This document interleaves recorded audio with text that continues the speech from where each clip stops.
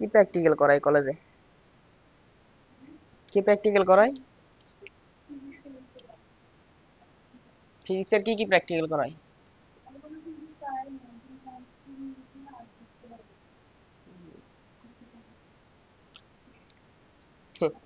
ঠিক আছে, দেখো, মাছ কাটবা, মাছের পটকা বার করো, পটকা বার করে ফুটাবা, বুঝছো? মাছের পটকা ফুটাও নাই? দেখো, আজকে আমরা নদী নৌকার অঙ্কের কেস 3 দেখবো।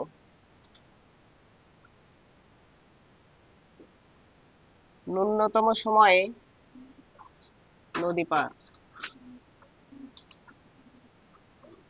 বুঝছো?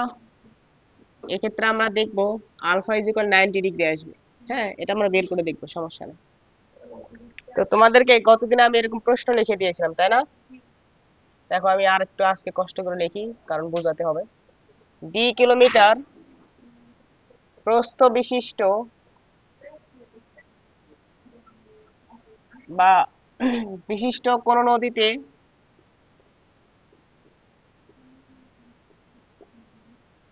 স্রোতের বেগ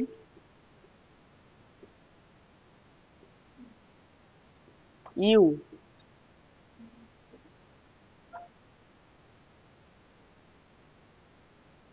রহমত মাঝি নদী পার হওয়ার জন্য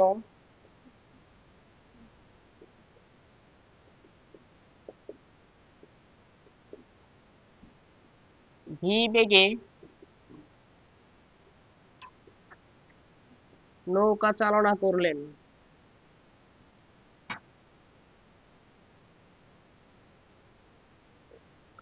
1 নম্বর প্রশ্ন,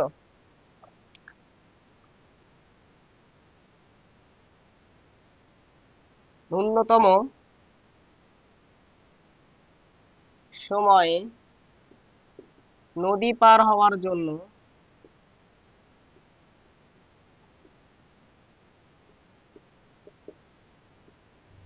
রহমত মাঝিকে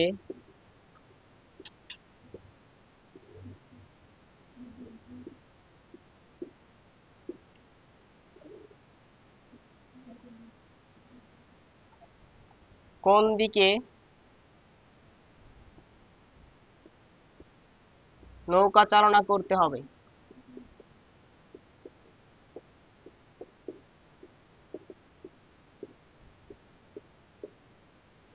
দুই নম্বর প্রশ্ন,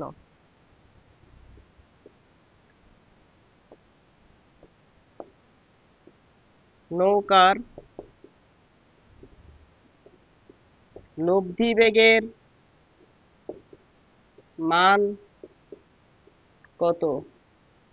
3 নম্বর,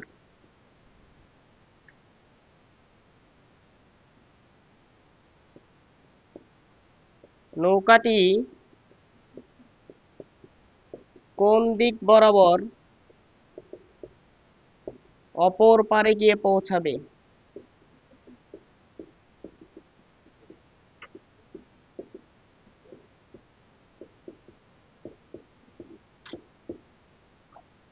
চার নাম্বার,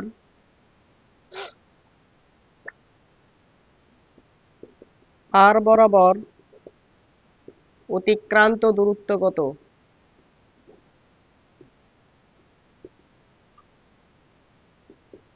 5 নাম্বার, পথের দৈর্ঘ্য কত?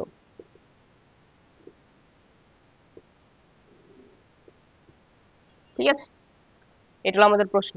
তোলা আছে তো নাকি? আচ্ছা, নদী পার হতে প্রয়োজনীয় সময় দেই নাই। গুড।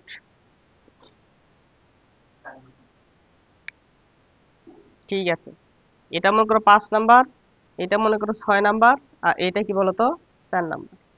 নদী পার হতে প্রয়োজনীয় সময় কত? নদী পার হতে প্রয়োজনীয় সময় কত? ওকে, দেখো এখন আমরা অঙ্কটা সলভ করি, মানে বুঝি, আমরা জিনিসটা বোঝার চেষ্টা করি। তাহলে দেখো, এইটা ধরো আমাদের নদী, ঠিক আছে? এই যে নদীর যে প্রস্থ, এটা আমাদেরকে বলে দিয়েছি, নদীর প্রস্থ কত, ডি। এই নদীতে স্রোত এই দিক বরাবর প্রবাহিত হচ্ছে কত বেগে, ইউ বেগে। রহমত মাঝি এই নদীতে পার হওয়ার জন্য ভি বেগে নৌকা চালনা করছে, কত বেগে, ভি বেগে নৌকা চালনা করছে। ওকে, কত করে নৌকা চালনা করছে এটা কিন্তু বলে দেয় নাই। বলছি তুমি যদি এই নদীটা ন্যূনতম সময়ে পার হতে চাও, ন্যূনতম সময় পার হতে চাও, তাহলে কত করে নৌকা চালনা করতে হবে। বুঝতে পারছি কি বলছি? তাহলে আমরা জানি না আসলে কত করে নৌকা চালনা করতে হবে, আমরা একটু এটা বের করার চেষ্টা করে দেখো। তাহলে 1 নাম্বার, আচ্ছা বলো তো, যে কোনো ভাবে নদী পার হোক, নদী পার হতে প্রয়োজনীয় সময়, প্রয়োজনীয় সময়, এটার জন্য আমরা ইকুয়েশন কি শিখছিলাম, T is equal D divided by V sine alpha. আলফাটাই ছিল কত কোণে, স্রোতের বেগের সাথে কত কোণে নৌকা চালনা করবে সেই কোণ। বুঝতে পারছো কি বলছি? এখন দেখো এই যে নদী পার হতে যে সময়টা আছে, এই সময়টা তোমার কি হতে হবে, ন্যূনতম কি হতে হবে, এটা সর্বনিম্ন হতে হবে। এটা সর্বনিম্ন হওয়ার জন্য আলফা কত আসবে এটাই তোমার বের করে দেখাইতে হবে। এখন দেখো তো নদী পার হতে প্রয়োজনের সময় টি, এই জিনিসটা ডিপেন্ড করতেছে কার কার উপর, নদীর প্রস্থ টি এর উপর, নৌকার বেগ ভি এর উপর, আর সাইন আলফার উপর, তাই না, এই অনুপাতের উপর। এখন আমাকে বলো, এই যে নদীর প্রস্থ এটা কি কম বেশি হয়? একটা নদীতে তোমার অঙ্কে যা প্রস্থ বলে দেবে সবসময় ওটাই থাকবে। নৌকাতে নৌকার যে বেগ বলে দেবে সেটা সবসময় কি থাকবে বলো তো, ওই বেগই থাকবে। কারণ আমরা বলে দিয়েছিলাম প্রথম দিনে যে নৌকার বেগ এবং স্রোতের বেগ যেটা হবে এটা কি হবে, সমবেগ। এটা কি হবে, তার মানে ডিও চেঞ্জ হবে না, ভিও চেঞ্জ হবে না। একমাত্র চেঞ্জ হতে পারে কি বলতো, আলফা, যে কত ডিগ্রি কোণে সে নৌকা চালনা করবে এটা তার ইচ্ছা। বুঝতে পারছো? তাহলে যেহেতু এখানে ডি আর ভি এই দুইটা যেহেতু কনস্ট্যান্ট, আমরা দেখতে পাচ্ছি সাইন আলফার মান যত বাড়বে টি এর মান তত কি হবে বলতো, কমবে। তাই না, ব্যস্তানুপাতিক সম্পর্ক না নিচে আসে না? এই দেখো টি ইজ প্রপোর্শনাল টু কি হবে, 1/বাই সাইন আলফা। আমাদের ডি এবং ভি, ঠিক আছে, তাহলে ডি এন্ড ভি এরা বোধ কি বলতো, কনস্ট্যান্ট। বুঝলে কি বললাম? তাহলে টিটা সম্পূর্ণভাবে ডিপেন্ড করবে সাইন আলফার উপর।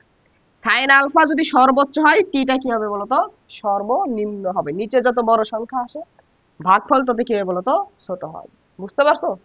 এটা তো চেঞ্জ হবে না, এটা যত বড় আসবে এটাকে এই বড় সংখ্যা দ্বারা ভাগ করবা, ভাগফল কি আসবে বলতো, ছোট চলে আসবে। তাহলে টি সর্বনিম্ন হবে, সর্বনিম্ন হবে যখন সাইন আলফা সর্বোচ্চ হবে। ঠিক কিনা বলো?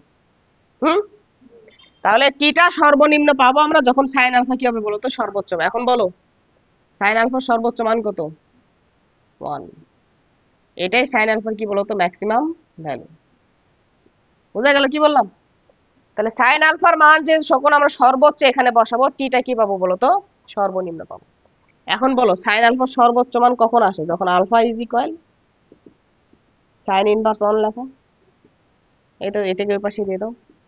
তাহলে বলো সাইন কত ডিগ্রির মান 1, 90 ডিগ্রির মান 1। বুঝছো?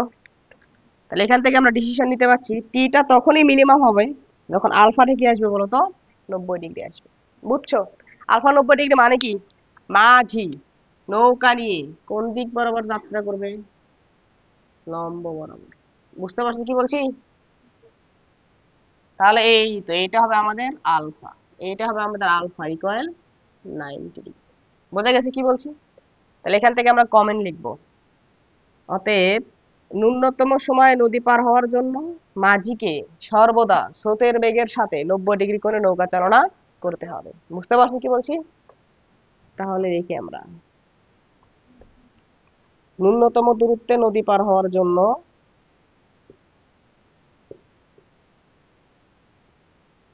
নদী পার হওয়ার জন্য মাঝিকে সর্বদা স্রোতের বেগের দিকের সাথে 90 ডিগ্রি কোণে নৌকা চালনা করতে হবে। নৌকা চালনা করতে হবে। ও সরি, ন্যূনতম দূরত্ব জ্ঞান, দূর ন্যূনতম সময়। তাহলে ন্যূনতম সময়ে নদী পার হওয়ার জন্য মাঝিকে সর্বদা স্রোতের বেগের সাথে 90 ডিগ্রি কোণে কি করতে হবে বলতো? নৌকা চালনা করতে হবে। মনে থাকবে সব সময়। তাহলে ন্যূনতম সময় বললেই কি করতে হবে? 90 ডিগ্রি কোণে নৌকা চালনা করতে হবে। আর ন্যূনতম দূরত্বে যদি নদী পার হতে বলে তাহলে কি করতে হবে? স্থূল কোণে নৌকা চালনা করতে হবে। মনে থাকবে? তাহলে ন্যূনতম দূরত্বের জন্য আমাদের কত করে নৌকা চালনা করতে হবে সেটার ইকুয়েশন কি ছিল? Alpha is equal cos inverse minus u divided by v, স্রোতের বেগ ডিভাইডেড বাই নৌকার বেগ। ঠিক আছে? তাহলে এটা আমাদের ন্যূনতম সময় নদী পার হওয়ার জন্য। এখন শোনো, তোমাদের এরকম অঙ্ক আসবে যে ন্যূনতম দূরত্বে নদী পার হওয়ার জন্য কোন দিকে নৌকা চালনা করতে হবে। মান যাই দেওয়া থাক, মান টান দেখার বিষয় নেই, এই পুরো অঙ্ক এটুকুই করে দিতে হবে। বুঝছো? মানের সাথে ডিপেন্ড করতেছে, ডিভি এর উপর ডিপেন্ড করতেছে। এগুলো তো মান যা আছে তা আমরা ওখানে বসালে তো কোনো সমস্যা নেই। যদি বলে যে নদী পার হতে ন্যূনতম দূরত্বে নদী পার হতে কত ডিগ্রি করে নৌকা চালনা করতে হবে বা কিভাবে নৌকা চালনা করতে হবে, তাহলে এখান থেকে এই পর্যন্ত পুরোটা করে দিতে হবে। বুঝতে পারছো? এটাই আনসার। যেভাবেই ন্যূনতম সময়ে, বারবার কি ন্যূনতম দূরত্ব বলতেছি আমি? তাহলে ন্যূনতম সময়ে নদী পার হওয়ার জন্য এইভাবে কি করতে হবে বলতো? নৌকা চালনা করতে হবে। এখান থেকে শুরু করে এই পর্যন্ত এই কয়টা লাইন তোমাকে লিখে দিতে হবে, তাহলে হয়ে যাবে। বুঝছো কি বলছি? হুম। শুধুমাত্র বলে দিও না যে ন্যূনতম সময় নদী পার হওয়ার জন্য মাঝিকে স্রোতের বেগের সাথে 90 ডিগ্রি করে নৌকা চালনা করতে হবে। এটুকু লিখে দেয় সোলবল দিকে পরীক্ষার খাতায়। এটুকু লিখে দিলে হবে না। হ্যাঁ, এটা কিভাবে আসলো এটুকু বলে দিতে হবে। ক্লিয়ার? বোঝা গেছে কি বলছি? তাহলে আমরা কি দেখলাম বলতো? 1 নম্বর কোশ্চেন সলভ করে দেখলাম যে ন্যূনতম সময় নদী পার হওয়ার জন্য মাঝিকে স্রোতের বেগের সাথে 90 ডিগ্রি কোণে নৌকা চালনা করতে হবে। 2 নম্বর বলছে নৌকার লব্ধি বেগের মান কত। ঠিক আছে, তাহলে আমি এখানে এখন এগুলো সলভ করে দেবো। 2 নম্বর তোমরা নিচে 1 নম্বর 2 নম্বর করিও। তাহলে নৌকার লব্ধি বেগের মান, তাহলে দেখো এই দিক বরাবর স্রোত প্রবাহিত হচ্ছে, এই দিক বরাবর নৌকা যাত্রা করছে। তাহলে নৌকাকে কি এই দিক বরাবর যাইতে দেবে স্রোত? না, তাকে একটু কি করবে বলতো? ধাক্কা দেবে। ধাক্কা দিলে সে এই ভি বেগে এই দিক বরাবর যাচ্ছিল, যখনই ধাক্কা দিছে তার মানে দিক পরিবর্তন হচ্ছে। দিক পরিবর্তন গেলে কি ভেক্টর আর এটা থাকবে, বেগ আর ওটা থাকবে? বেগ পরিবর্তন হয়ে যাবে, সে সম্পূর্ণ একটা নতুন বেগ নিয়ে এই দিক বরাবর ধরে এসে পৌঁছায়। ঠিক আছে? ওই বেগটাকে আমরা কি বললাম বলতো? আর যেটা যেটা এই স্রোতের বেগের সাথে থিটা কোণ করে গিয়েছে, স্রোতের বেগের সাথে থিটা কোণ করে গিয়েছে। ওকে? তাই লব্ধি বেগের মান বের করতে বলেছে, আর বের করতে বলেছে। তাহলে বলো আর কার কার ফলে সৃষ্টি হয়েছে? ইউ এবং ভি এর, এই দুইটার ফলে সৃষ্টি হয়েছে। তাহলে এই দুটার লব্ধি হলে কি বলতো? আর। এই দুটার যদি মান জানি আর মধ্যবর্তী কোণ যদি জানি তাহলে লব্ধির মান বার করতে পারবো না? লব্ধির মান আর ইকুয়াল কত আসবে? √U square plus v square plus 2uv cos 90 degree. cos 90 মান কত? 0। তার মানে পরের টুকু টার্ম কি হয়ে যাবে বলতো? 0 হয়ে যাবে। এটা আমাদের কি আসবে বলতো? লব্ধি বেগের মান। কোনো সমস্যা আছে? তারপর বলছে নৌকাটি কোন দিক বরাবর ওপর পারে গিয়ে পৌঁছাবে। ঠিক আছে? তাহলে নৌকাটি কোন দিক বরাবর গিয়ে পৌঁছাবে? স্রোতের বেগের সাথে থিটা কোণে গিয়ে ওপর পারে পৌঁছাবে। বুঝতে পারছো কি বলছি? তাহলে তাহলে আমরা এখানে লিখবো নৌকাটি থিটা কোণে স্রোতের বেগের সাথে, এটা বলে নিব, স্রোতের বেগের সাথে থিটা কোণে অপর পারে পৌঁছাবে। অপর পারে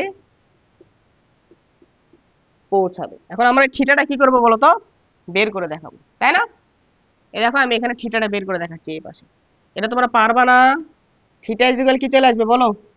tan ইনভার্স, যার সাথে অ্যাঙ্গেল সে থাকে, তার ইউ এর সাথে অ্যাঙ্গেল ইউ থাকবে single, plus v sin alpha, উপরে নিচে কি হবে? V cos alpha.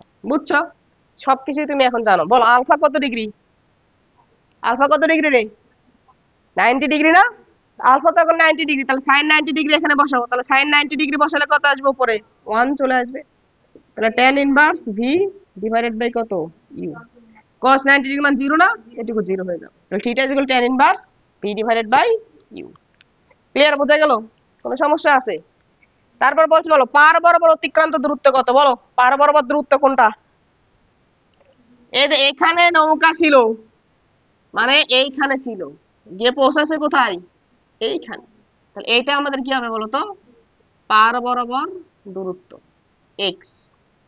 এটাই হবে আমাদের পার বরাবর অতিক্রান্ত দূরত্ব। বুঝছো? তাহলে এখন কি করবা বলো? পার বরাবর দূরত্ব নিবা। তাহলে দূরত্ব মানে কি? কোন একটা বস্তু কোন একটা দিকে যদি কেউ সমবেগে যায়, তাহলে দূরত্ব মানে কি? ওই দিক বরাবর বেগ ইনটু কি বলতো? সময়। ওই দিক বরাবর বেগ ইনটু সময়। তাহলে পার বরাবর দূরত্ব যেটা আছে, পার বরাবর দূরত্ব এক্স ইজ ইকুয়াল পার বরাবর বেগ। এখন বলো, পার বরাবর মোট বেগের ইকুয়েশন জানি কি শিখেছিলাম? পার বরাবর মোট বেগের ইকুয়েশন কি শিখেছিলাম? পার বরাবর বেগ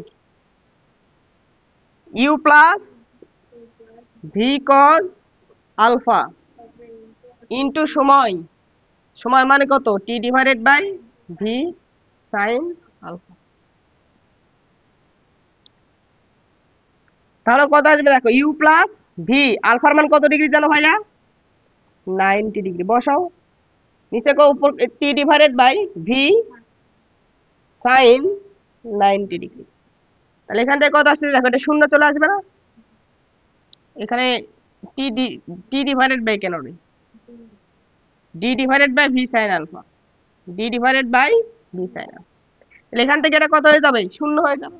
তাহলে এখানে থাকতেছে কত? শুধু ইউ, ওই পাশে আছে d divided by V sine 90 degree মান কত? 1। বোঝা গেল কি বললাম? তাহলে এটাই আমাদের পার বরাবর অতিক্রান্ত দূরত্ব। ক্লিয়ার? বোঝা গেছে? কোনো সমস্যা আছে? তারপর 6 নাম্বার আমাদের বলেছিল পথের দৈর্ঘ্য কত, তাই না? তাহলে এখন বলো পথের দৈর্ঘ্য কোনটা জানো?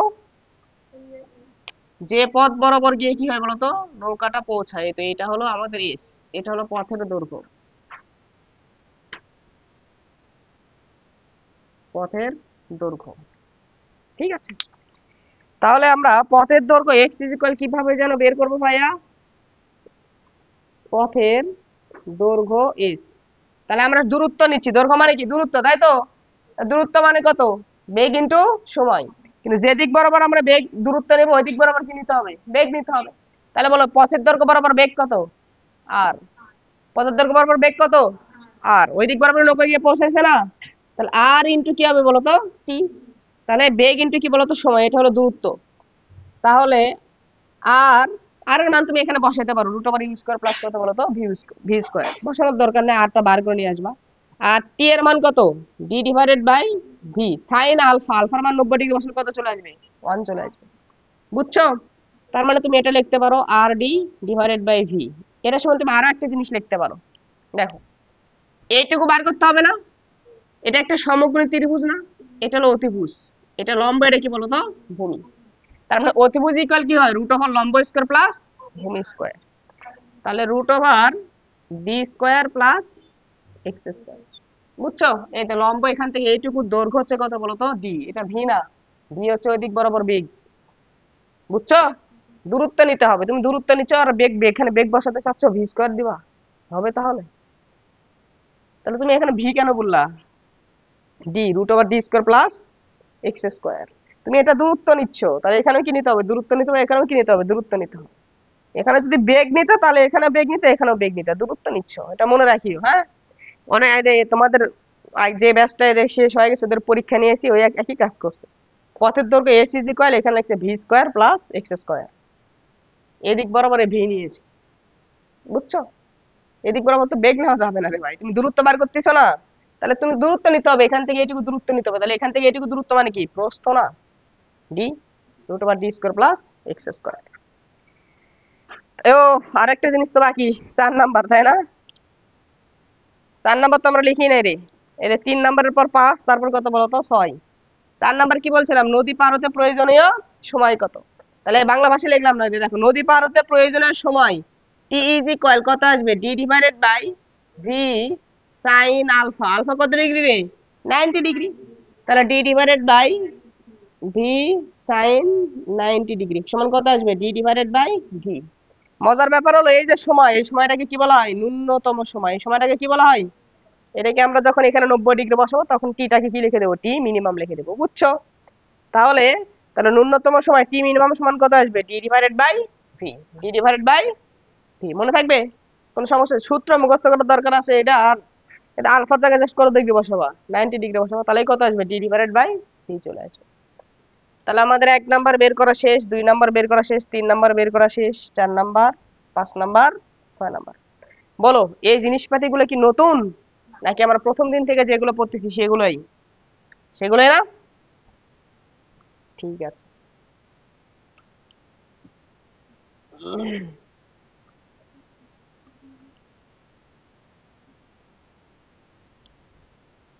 তোলো তাড়াতাড়ি।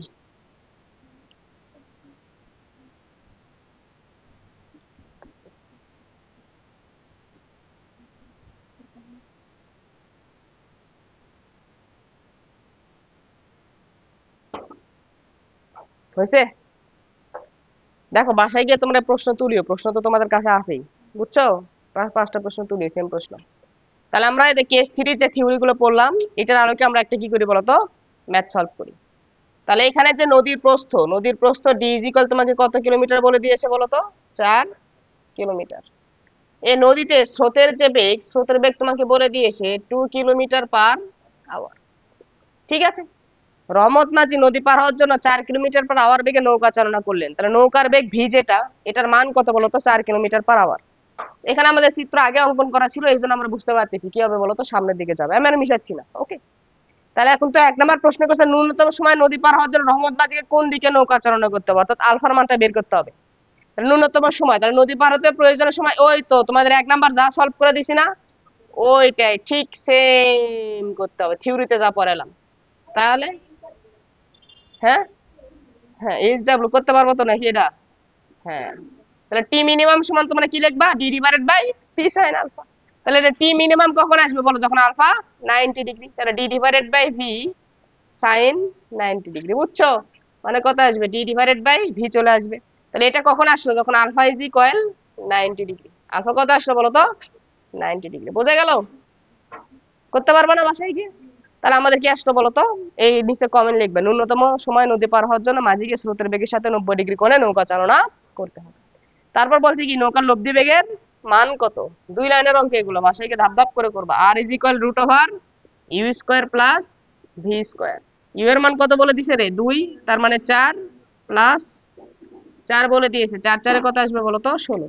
এর এখান থেকে আমরা ডিসিশন নিলাম ভিটা কত হবে, 90 ডিগ্রি হবে। তাহলে এখানে বসাই দিবা 4 কিলোমিটার/আওয়ার, আলফা 90 ডিগ্রি, একবারে সেম চিত্র অঙ্কন করা আছে।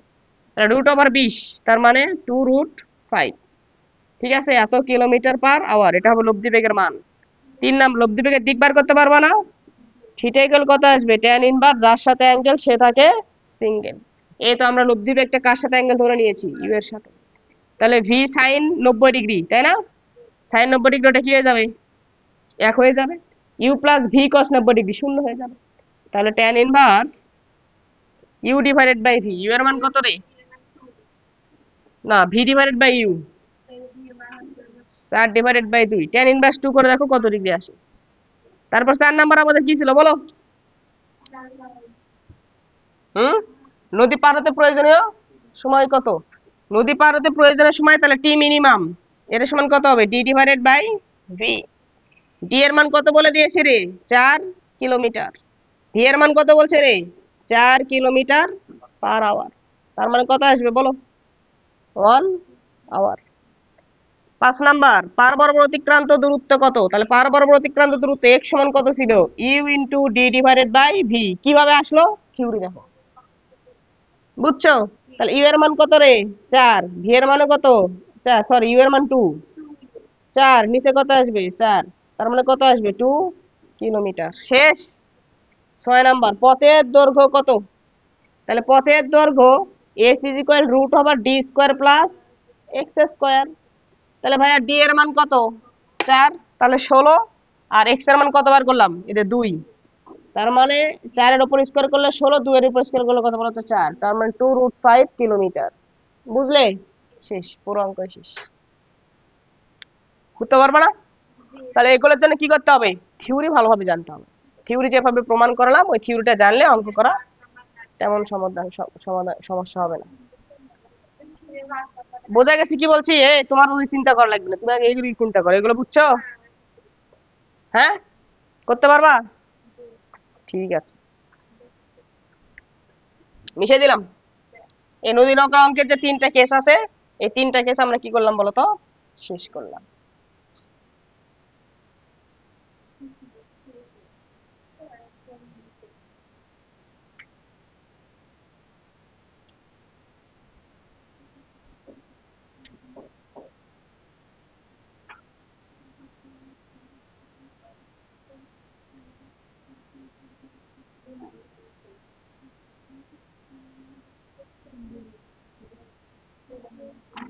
দেখো 5 নাম্বার অঙ্কটা দেখো। আচ্ছা, বাড়ি কাজ কোনটা কোনটা দিয়েছিলাম তোমাদের এর আগের দিনে? 1 নাম্বার, 2 নাম্বার, 3 নাম্বার। 3 4, 3 4 আর কি ছিল, 7 ছিল, 7ও দেওয়া ছিল। আচ্ছা 7 বাদ দিছিলাম, হ্যাঁ 3 আর 4 দিছিলাম। তারপর 6। আচ্ছা, হুম হুম হুম, 6 আর 7 আজকে বাড়ি কাজ নাও। তারপর দেখো 5 নাম্বারটা দেখো। 5 নাম্বারটা আমরা করি। বলছে 4 মিটার পার সেকেন্ড বেগে প্রবাহিত একটি নদীর পাড়ে দাঁড়ানো একজন চোর ঠিক বিপরীত দিকে পুলিশের বোট দেখে স্রোতের দিকে নদীর পার বরাবর সমবেগে দৌড়াতে থাকলো। দেখো এটা একটু বোঝার চেষ্টা করো, প্রত্যেকটা ওয়ার্ড আমরা বুঝি, কি বলো? 4 মিটার পার সেকেন্ড বেগে প্রবাহিত একটা নদীর পাড়ে, তার মানে এই যে নদী যেটা আছে, এই নদীতে 4 মিটার পার সেকেন্ড বেগে নদী প্রবাহিত হচ্ছে, তার মানে নদী প্রবাহিত হয় নাকি স্রোত প্রবাহিত হয়? স্রোত প্রবাহিত হয়, এটা অর্থ স্রোত দিয়ে দিয়েছে। তাহলে স্রোতের বেগ যেটা ইউ, এটা বলে দিয়েছে তোমাকে 4 মিটার পার সেকেন্ড। তাহলে 4 মিটার পার সেকেন্ড বেগে একটা স্রোত প্রবাহিত হচ্ছে, নদীতে স্রোত প্রবাহিত হচ্ছে। এই নদীর একার একটা পারে ঠিক বিপরীত বিন্দুতে, ধরো এদের ঠিক বিপরীত বিন্দুতে একটা কি আছে বলতো, সোর আছে। বুঝছো? তাহলে এটা আমাদের সোর বাবাদি। ঠিক আছে, তারপর কি বলছে দেখো, দাঁড়ো, নদীর পাড়ে দাঁড়ানো একজন চোর ঠিক বিপরীত দিকে পুলিশের বোট দেখে, তার মানে চোর এখানে দাঁড়িয়ে আছে, এর বিপরীত পাশে এখানে কি দেখছে বলতো, পুলিশের বোট দেখছে। এখানে কি আছে বলতো, পুলিশ আছে। ঠিক আছে, এই যে পুলিশ, পুলিশের মাথায় ধরো টুপি আছে, এই যে টুপি। তাহলে এটা আমাদের কি বলতো, পুলিশ, পুলিশের বোট। ঠিক আছে, এটা হলো পুলিশের বোট। ঠিক বিপরীত বিন্দুতে কিন্তু, চোরের ঠিক বিপরীত বিন্দুতে কি আছে বলতো, পুলিশের বোট আছে, ঠিক বিপরীত বিন্দুতে। একটু বাঁকা হয়েছে হয়তো, এই দেখো। ওকে, এখন কি বলছে দেখো, তাহলে ঠিক বিপরীত দিকে পুলিশের বোট দেখে স্রোতের দিকে নদীর পার বরাবর সমবেগে দৌড়াতে থাকলো। এটা স্রোত এইদিকে প্রবাহিত হচ্ছে, এ পার বরাবর চোর এইদিক বরাবর কি করছে বলতো, দৌড়ানো শুরু করছে। ঠিক আছে, পার বরাবর গেছে, কিন্তু পার থেকে দূরে সরে যায়নি, পার বরাবর যাচ্ছে স্রোতের বেগের দিকে, মানে এইদিকেই। তারপর কি বলছে বলো, বোটের বেগ 5 মিটার পার সেকেন্ড এবং বোটটি স্রোতের সাথে 60 ডিগ্রি কোণে চলছে। এদের এখন তো পুলিশ দেখতেছি আমাকে দেখে চোর দৌড়ানো শুরু করে দিছে। এখন পুলিশের বোট এই স্রোতের বেগের সাথে 60 ডিগ্রি কোণে কি করছে বলতো, যাত্রা করছে। ঠিক আছে, তাহলে বেগ ভি ইজ ইকুয়াল কত, 5 মিটার পার সেকেন্ড, আর কত ডিগ্রি কোণে নৌকা চালনা করছে, 60 ডিগ্রি কোণে। বুঝছো? তারপর বলছে পুলিশের বোট চোরকে ধরে ফেললে চোরের বেগ কত। পুলিশের বোট চোরকে ধরে ফেললে চোরের বেগ কত। ঠিক আছে, চোরের বেগ বের করতে হবে। এখন দেখো, মনোযোগ দাও, দেখো এখানে কয়েকটা কথা আমাদের জানতে হবে। তাহলে দেখো, এইভাবে যদি সে নৌকা চালনা করে, নৌকাটি কি এদিক বরাবর গিয়ে পৌঁছাবে না, স্রোত এসে ধাক্কা দেবে, ধাক্কা দেওয়ার ফলে ধরো পুলিশের বোট এই দিক বরাবর গিয়ে পৌঁছাইলো ওই পার। ঠিক আছে, নদীর পাড়টা আর একটু বড় করে দিই। ঠিক আছে, এখন দেখো, তাহলে এই এই বিন্দুতে গেছে পুলিশের বোটটা, তোমাকে কিন্তু বলে দিয়েছি পুলিশের বোট চোরকে ধরে ফেলছে, ধরে ফেলছে। এখন একটু মনোযোগ দাও, দেখো এগুলো একটু কয়েকটা কথা একটু মনোযোগ দাও। এই পুলিশের বোট যদি এই বিন্দুতে গিয়ে চোরকে ধরে ফেলে, এর অর্থ কি, চোরকে ধরে ফেলার অর্থ কি? এর অর্থ হলো পুলিশকে দেখেই তো পুলিশের দৌড়ানো শুরু করছে, পুলিশে চোরও দৌড়ানো শুরু করছে, পুলিশের বোটও চলা শুরু করে দিয়েছে। ঠিক আছে, হ্যাঁ, যদি এমন হয় যে এই দেখো চোর এই দিক বরাবর যাচ্ছে, এই যে পুলিশের বোট এই দিক বরাবর যাচ্ছে যাচ্ছে যাচ্ছে একই সাথে গিয়ে পৌঁছাচ্ছে, তাহলে কি করতে পারবে? ধরতে পারবে। অথবা পুলিশের বোট যদি আগে গিয়ে পৌঁছে তাও ধরতে পারবে। আগে গিয়ে বসে আছে, চোর আসে আসে ওর কাছে বোটে চুপ করে আসে বসছে, ঠিক আছে, তারপর ধরে নিয়ে আসছে। ঠিক আছে, চোর মনে করো বলদ একটা চোর, বুঝছো, বোকা, যে পুলিশ গেছে তুই এদিকে দৌড় দে তাহলেই তো হয়, এদিক বরাবর কি দৌড়ানোর দরকার। এখন তুমি খেয়াল করো, দেখো, তাহলে এই যে চোর এইখানে আসছে, তাই না? তাহলে দেখো শর্তটা দেখো, শর্ত হলো যে পুলিশের বোট যদি এই চোরের আগেই গিয়ে পৌঁছায় তাহলে চোরকে ধরতে পারবে। আর ন্যূনতম কন্ডিশন কি, যে তারা একই সাথে গিয়ে কি করছে বলতো, পৌঁছাইছে। কিন্তু যদি চোর যদি কি হয় বলতো, আগেই চলে যায় পুলিশ পৌঁছার আগে, তাহলে কি ধরতে পারবে? তাহলে আমাদের ন্যূনতম কন্ডিশন কি, আগে গেলে তো অবশ্যই ধরতে পারবে, ন্যূনতম কন্ডিশন হলো যে যদি একই সাথে গিয়ে পৌঁছে তাহলে কি করতে পারবে বলতো, ধরতে পারবে। আমরা ন্যূনতম কন্ডিশন দিয়েই করব, ঠিক আছে, আগে গেলে তো কোনো কথাই নেই, বুঝতে পারছো কি বলছি? এখন যেহেতু চোর এই পুলিশের বোট এই চোরকে গিয়ে ধরে ফেলেছে, তার মানে তারা দুইজন একই সময় গিয়ে এই বিন্দুতে পৌঁছাইছে, একই সময় গিয়ে এই বিন্দুতে পৌঁছাইছে, বুঝতে পারছো? এখন একটু মনোযোগ দাও তো, আরো একটা কথা বলি, দেখো, তার মানে এই পার বরাবর এখান থেকে এইটুকু যাইতে চোরের যে সময় লেগেছে, এই দিক বরাবর পুলিশের বোট যাইতে একই সময় লেগেছে, বুঝতে পারছো কি বলছি? তাহলে পুলিশের বোট তখনই চোরকে ধরতে পারবে যখন তারা একই সময়ে একই বিন্দুতে গিয়ে পৌঁছাবে, পার বরাবর কোনো বিন্দুতে গিয়ে পৌঁছাবে। এক নম্বর কন্ডিশন। দুই নম্বর কন্ডিশন দেখো, এই তো দেখো, পুলিশের বোট এখান থেকে এই পথ গিয়েছে, এই পথটাকে যদি আমরা এস বলি, বলো তো এই পথের দুইটা উপাংশ আছে না, একটা আনুভূমিক উপাংশ আর একটা কি, উলম্ব উপাংশ।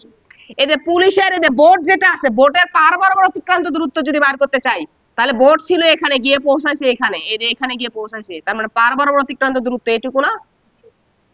তাহলে এই যে পুলিশের বোটের পার বরাবর অতিক্রান্ত দূরত্ব আর পুলিশের পার বরাবর অতিক্রান্ত দূরত্ব পরস্পর যদি সমান হয় তাহলে কি হবে বলতো, ধরতে পারবে। শর্ত হলো একই সময়ে, কি বলতো, একই সময়, ওই যে যে সময়টুকু লেগেছে। এই পুলিশ চোরও দৌড়া শুরু করেছে, পুলিশের বোটও যাচ্ছে, তাহলে পুলিশের বোটের পার বরাবর অতিক্রান্ত দূরত্ব এবং চোরের পার বরাবর অতিক্রান্ত দূরত্ব যদি সমান হয় তাহলেই তাকে ধরতে পারবে। এক নম্বর কন্ডিশন আমরা আগেই বলে নিয়েছি, তারা এই এখান থেকে এইটুকু যাতে যে সময় লাগছে, আর এখান থেকে এইটুকু যাতে কি লাগছে বলতো, একই সময় লাগছে। যেহেতু সমান, একই সময়, তাদের একই কি করতে হবে, পার বরাবর অতিক্রান্ত দূরত্ব অতিক্রম করতে হবে। এখন বলতো একই সময়ে পার বরাবর পুলিশের বোট যেটুকু দূরত্ব যাবে চোরও ওইটুকু দূরত্ব যাবে, তার মানে পার বরাবর দুইজনের বেগ কি হতে হবে, সমান হতে হবে। তুমি চিন্তা করো, দেখো, এই যে চোর, এটা ধরো চোর এখান থেকে এই বিন্দুতে গিয়েছে, পুলিশের বোট এটাও এখান থেকে কি গেছে বলতো, এইটুকু গেছে। তা যদি দুইজনেরই কি হয় বলতো, সমান সময় লাগে, সমান সময়ে তুমি যদি সমান দূরত্ব অতিক্রম করতে চাও, তার মানে অবশ্যই তোমার বেগটা কি হতে হবে বলতো, সমান হতে হবে। ক্লিয়ার, বোঝা গেছে কি বলছি? তাহলে এখান থেকে আমরা কয়েকটা ডিসিশন নিলাম, ঠিক আছে। তাহলে ডিসিশন কি, যে যদি পুলিশ চোরকে ধরে ফেললে, ধরে ফেললে এক, পুলিশ ও চোর একই সময়ে পারের কোন বিন্দুতে, কি লিখলাম, পারের কোন বিন্দুতে মিলিত হবে। এক নম্বর প্রশ্ন, এক নম্বর সত্য। দুই নম্বর সত্য, পার বরাবর পুলিশের বোটের অতিক্রান্ত দূরত্ব এবং চোরের অতিক্রান্ত দূরত্ব কি হবে, সেম হবে, তাই না? পার বরাবর পুলিশের বোটের অতিক্রান্ত দূরত্ব ও চোরের পার বরাবর দূরত্ব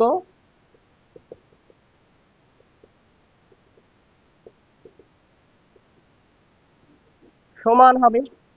তাহলে এখন বলো, পার বরাবর দুইজন যদি সমান দূরত্ব অতিক্রম করতে চায় এবং সময় যদি একই লাগে, তাহলে পার বরাবর তাদের বেগ কি হবে বলতো? সমান হবে। 3 নাম্বার, পার বরাবর পুলিশের বোটের বেগ এবং পার বরাবর পুলিশের বোটের বেগ ও চোরের পার বরাবর বেগ সমান হবে। ক্লিয়ার, বোঝা গেছে? তাহলে 3 নাম্বার কন্ডিশন থেকে আমরা দেখতে পাচ্ছি, হ্যাঁ, পুলিশের বোটের পার বরাবর বেগ, তাহলে পুলিশের বোটের পার বরাবর বেগ ইকুয়াল কি হবে বলতো? চোরের পার বরাবর বেগ। এখন বলো, চোর পার বরাবর কত বেগে দৌড়ানো শুরু করছে? না, চোরের বেগই তো বার করতে বলছে নাকি? চোরের বেগটা বার করতে বলছে। তা চোরের বেগ যেটা আছে এটা আমরা ধরলাম ভি অফ টি, থিপ, ঠিক আছে, ভেলোসিটি অফ থিপ, ঠিক আছে, চোরের বেগ। ওকে, চোরের ইংলিশ কি? থিপ তো নাকি? ঠিক আছে, এখন খেয়াল করে দেখো, তাহলে পার বরাবর পুলিশের বোটের বেগ, পুলিশের বোটের বেগ ওটাই কি হবে? পার বরাবর চোরের বেগ। তাহলে বলো, পার বরাবর পুলিশের বোটের বেগ, পার বরাবর টোটাল বেগের ইকুয়েশন আমরা শিখছি কিনা বলো? U plus V cos alpha equal কত আসবে? ভিটি। হ্যাঁ, তাহলে ইউ এর মান কত রে? ইউ এর মান কত 4, আর ভি এর মান কত? 5 cos 60 ডিগ্রি ইকুয়াল কত আসবে? ভিটি। তাহলে এখান থেকে আমরা দেখতে পাচ্ছি 4 plus 5 into half equal v t. তাহলে v t equal 6.5 metre per second. তাহলে পুলিশের চোরের পার বরাবর বেগ হবে 6.5 মিটার পার সেকেন্ড। বুঝতে পারছো? হ্যাঁ, আরেকবার দেখো এটা, আরেকবার মনোযোগ দাও, আমি একবারে প্রথম থেকে শুরু করে শেষ পর্যন্ত বলতেছি। দেখো, এই যে ঠিক বিপরীত বিন্দুতে আমার এই হাত হলো চোর, এটা কি বলতো? পুলিশ।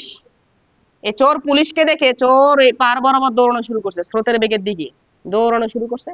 চোর দৌড়ানো দেখে পুলিশে কি করছে বলতো? সাথে সাথে বোট নিয়ে কি করছে বলতো? যাত্রা করছে। এই দিক বরাবর যাচ্ছে, এদিক বরাবর যাচ্ছে। ধরতে পারবে, এটা ন্যূনতম কন্ডিশন হলো যদি একই সময় গিয়ে কি করে বলতো? পৌঁছে, তাহলেই কি করতে পারবে বলতো? ধরতে পারবে। বুঝতে পারছো?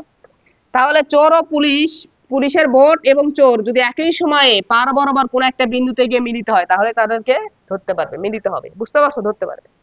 ঠিক আছে, এখন দেখো তো, পুলিশের বোট যে সময়ে এইটুকু দূরত্ব অতিক্রম করছে, ওই সময়ে সে পার বরাবর এইটুকু দূরত্ব গেছে না, আর প্রস্থ বরাবর এইটুকু দূরত্ব গেছে। বুঝছো?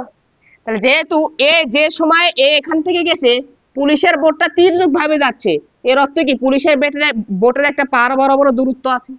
বুঝতে পারছো? একই সাথে গিয়ে যেহেতু মিলিত হয়েছে, তাহলে যে সময়ে চোর এখান থেকে এইটুকু দূরত্ব অতিক্রম করছে, ওই একই সময়ে পুলিশের বোট পার বরাবর এইটুকু দূরত্বে গেছে। বুঝছো কি বলছি? পুলিশের বোটের পথের দৈর্ঘ্য এটা, কিন্তু পার বরাবর অতিক্রান্ত দূরত্ব কোনটা? এটা। তোমাদেরকে বুঝাইছিলাম না, সিঁড়ি বেয়ে যদি উপরের দিকে ওঠো, তাহলে তির্যক ভাবে তুমি উপরের দিকে উঠলে তোমার আনুভূমিক বরাবর একটা কি থাকে বলো তো? দূরত্ব থাকে। তাহলে যে সময় তুমি এখান থেকে এখানে গেছো, নিচ থেকে একজন দেখে যদি বলতো ওই সময় পার বরাবর এখান থেকে এইটুকু দূরত্ব গেছে, একই কথা না? তাহলে এই যে পুলিশ চোর যে সময় এইটুকু দূরত্বে গেছে, পুলিশের বোট ওই একই সময় পার বরাবর এইটুকু দূরত্বে গিয়েছে। বুঝতে পারছি কি বলছি? তাহলে যেহেতু আমরা দেখতে পাচ্ছি, তখনই ধরতে পারবে তখন চোরের পার বরাবর অতিক্রান্ত দূরত্ব আর পুলিশের বোটের পার বরাবর অতিক্রান্ত দূরত্ব কি হবে বলতো? সমান হবে, এবং তার একসাথে গিয়ে মিলিত হবে। তাহলে পার বরাবর চোর ওই একই দূরত্ব এবং পুলিশের বোটের একই দূরত্ব যেতে যেতে একই সময় লাগতেছে, তার মানে ওই একই দূরত্ব একই সময় অতিক্রম করার জন্য তাদের বেগটা কি হতে হবে? সমান হতে হবে। তাহলে পার বরাবর পুলিশের বোটের বেগ আর পার বরাবর চোরের বেগ পরস্পর কি হবে? সমান হবে। এখানে 3টা কথা সুন্দর করে লিখে দেওয়া আছে। বুঝছো কি বলছি? তাহলে তোমরা যখন অঙ্ক করবে তখন কি সবগুলো লিখবা? তোমরা ফাইনাল লাইন লিখবা। তাহলে চোর পুলিশকে ধরতে পারবে যখন পার বরাবর পুলিশের বোটের বেগ ও পার বরাবর চোরের বেগ কি হবে বলতো? সমান হবে। এইটা লিখে, এই তো এই লাইন লিখে এইভাবে অঙ্ক করতে। ক্লিয়ার, বোঝা গেছে কি বলছি? আর পার বরাবর পুলিশের বোটের মোট বেগ U plus V cos alpha, এটা তো দেখাই যাচ্ছে। দেখো এই দিক বরাবর পার বরাবর মোট বেগ বলতে কি বোঝাচ্ছে? পার বরাবর তো ইউ আগে থেকেই আছে, আর ভি ছিল আমরা এই দিক বরাবর, তাহলে ভি এর একটা উপাংশ এই দিক বরাবর থাকবে না? তাহলে পার বরাবর মোট বেগ কত হবে? ইউ, আর ভি এর একটা উপাংশ, ভি এর উপাংশ কি হবে? V cos alpha. বুঝছো? তাহলে u plus V cos alpha এটা কি হবে পার বরাবর মোট বেগ। ক্লিয়ার, বোঝা গেছে কি বলছি? তাহলে মোটামুটি নদী নৌকার অঙ্কে 3টা কেস সহ অনুকূল প্রতিকূল একটা অঙ্ক করাইছি না?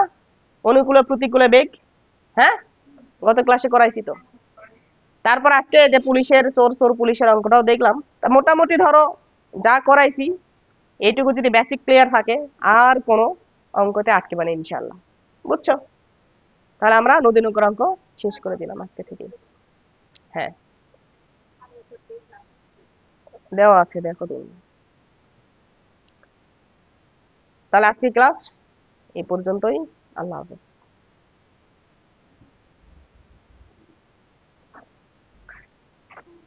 সামনের দিন থেকে কিন্তু আমরা শুরু করব, আপেক্ষিক বেগ শুরু করব, বুঝছো? সো কোনোভাবে যাতে মিস না হয়। আর সামনের শুক্রবারে, সামনের শুক্রবার তোমাদের পরীক্ষা হবে, ঠিক আছে? এই গত ক্লাস যা মানে প্রথম দিন থেকে শুরু করে এখন পর্যন্ত যা পড়াইছি, লব্ধি সংক্রান্ত, ভেক্টরের বিভাজন এবং নদী নৌকার অঙ্ক, খাতায় যা পড়াইছি খাতায়, খাতা পড়ে আসবা, খাতায় A to Z পড়ে আসবা, সব করতে পারবা, ঠিক আছে? A to Z পড়ে আসবা, পড়ে আসলে সব করতে পারবা প্রথম দিন থেকে এ পর্যন্ত লেকচারে যা যা পড়াইছি, ঠিক আছে? তাহলে হবে ইনশাল্লাহ। ঠিক আছে, ভালো থাকো।